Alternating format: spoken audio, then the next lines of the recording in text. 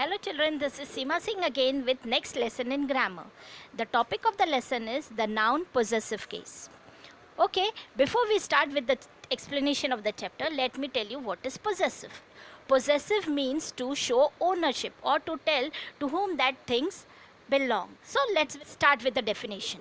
Possessive form of noun is used to show belonging or ownership. Normally this possessive case of noun, it tells us to whom that particular thing belongs or who is the owner of that particular thing.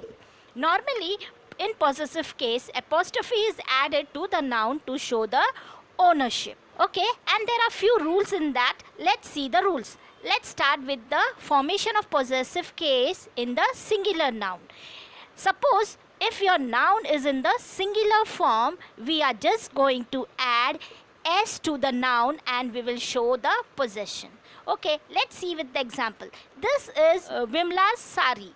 Here the sari belongs to Vimla, and that is why we are going to add apostrophe s to Vimla to show that the sari belongs to Vimla. Now let's see the second example.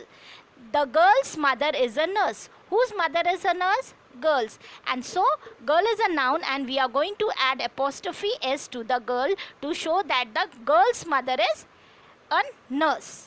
Okay, now let's move to the next point. The letter S is not added with those words that ends with S. If the word ends in S, we are not going to put apostrophe S, but we are just going to add apostrophe to the noun. Let's see with example. James pen. The spelling of James is James.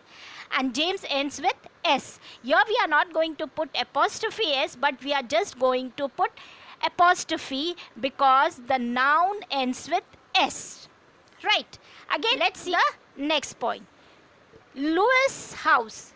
Here also Louis ends with S. So we are not going to add apostrophe S to Louis, but we are just going to add apostrophe to Louis to show that the house belongs to Louis. Okay.